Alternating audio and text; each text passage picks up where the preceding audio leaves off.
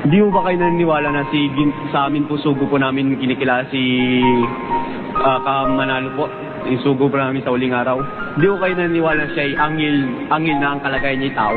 Hindi kayo naniniwala? Wala sa Bibliang anghel na kalagayan ni tao.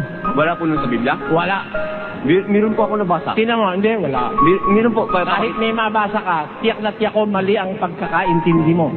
Sige. Alam mo kung bakit? Huwag ka magagalit, ano Sige lang, kapatid? sige lang. Kasi, hindi naman natin dapat pag-usapan ngayon yung paniwala mo eh.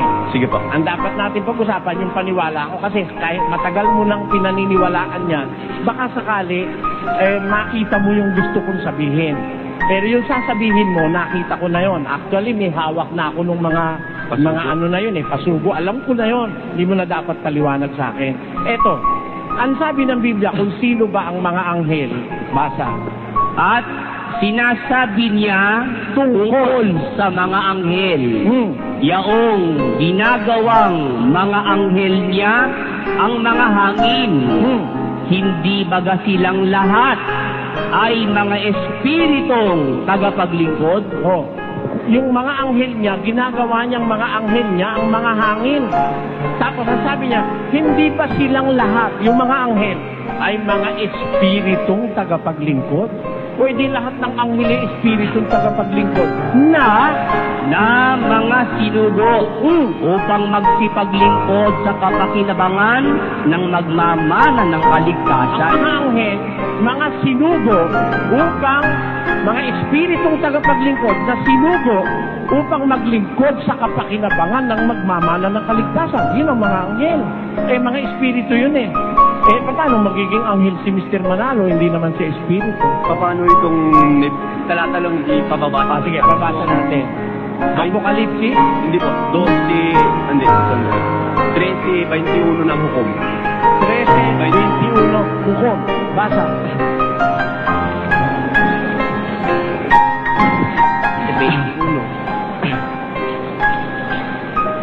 Ngunit hindi na napakita ang anghel ng Panginoon kay Manoah o sa kaniyang asawa. Nang magkagay na alaman ni Manoah na siya'y anghel ng Panginoon. Di kinapit sa kanya yung salitang angel bilang tao siya. Di kinapit sa kanya yung salitang angel na may kalagayan siyang tao, ngunit ang tinawag sa kanya angel ng Panginoon. Hindi. Anghel talaga yung napakita kay Manoah. Spirit, di ba tao si Manoah? Ha? Tao si Manoah? O tao si Manoah. Siya nakakita ng anghel. Hindi naman siya yung anghel eh. Sige, ulitin natin. Ulitin natin. Hindi ko lang napakita eh. Sige. Basahin natin. Ngunit hindi na napakita ang anghel ng Panginoon kay Manoah. Kita mo.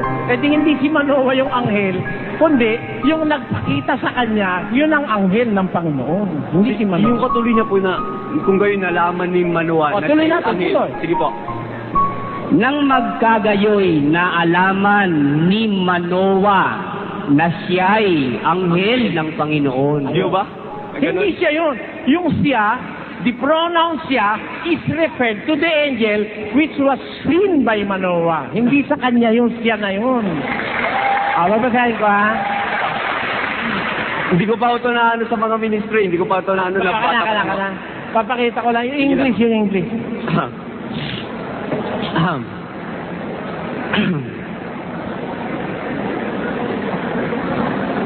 Sige. Iba ko sa akin.